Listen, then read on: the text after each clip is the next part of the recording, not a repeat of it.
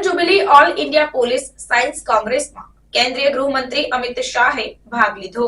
કેન્દ્રીય ગૃહમંત્રી અમિત શાહે ગાંધીનગરમાં 50મી ઓલ ઇન્ડિયા પોલીસ સાયન્સ કોંગ્રેસમાં ભાગ લીધો, જે આ મહત્વપૂર્ણ ઇવેન્ટની ગોલ્ડન જ્યુબિલી છે.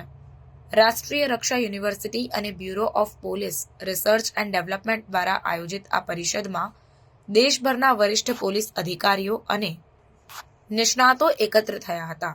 તેમના સંબોધનમાં અમિત શાહે ભારતના આંતરિક સુરક્ષા તંત્ર અને ક્રિમિનલ જસ્ટિસ સિસ્ટમમાં થયેલા સુધારાઓની પ્રશંસા કરી. તેમણે કાયદા અમલમાં કાર્યક્ષમતા અને અસરકારકતા વધારવા માટે ટેકનોલોજી અને આધુનિક પ્રથાઓને એકીકૃત કરવા માટે સરકારના પ્રયાસોને હાઇલાઇટ કર્યા.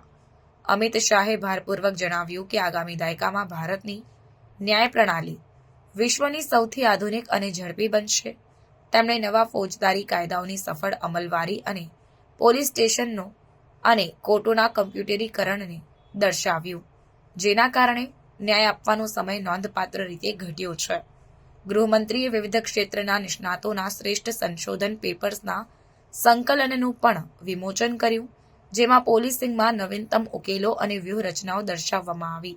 આ ઇવેન્ટમાં આર્ટિફિશિયલ ઇન્ટેલિજન્સ, ફોરેન્સિક ટેકનોલોજી, સમુદાય પોલીસિંગ અને આપત્તિ પ્રતિસાદમાં પોલીસની ભૂમિકા જેવા વિષયો પર ચર્ચા કરવામાં આવી.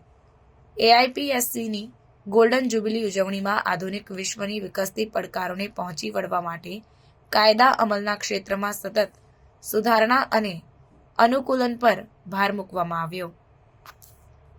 3 नए आपराधिक कानूनों के इम्प्लीमेंटेशन के बाद देश के किसी भी थाने में जो एफआईआर होगी, इसका सुप्रीम कोर्ट तक न्याय 3 साल के अंदर न्याय मांगने वालों को उपलब्ध हो. पुलिस विज्ञान कांग्रेस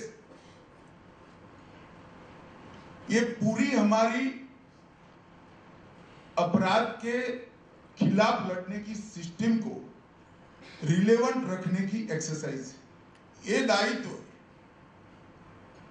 पुलिस विज्ञान कांग्रेस पर हो, तो हमने नए सिरे से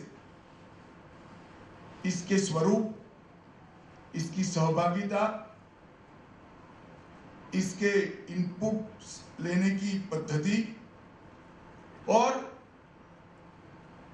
अनुसंधान और विकास दोनों शब्दों को पुलिस स्टेशन से भी नीचे बीट और कांस्टेबल तक पहुंचाने की व्यवस्था, इसको समग्रता से पुनर्विचार करने का समय आ गया है.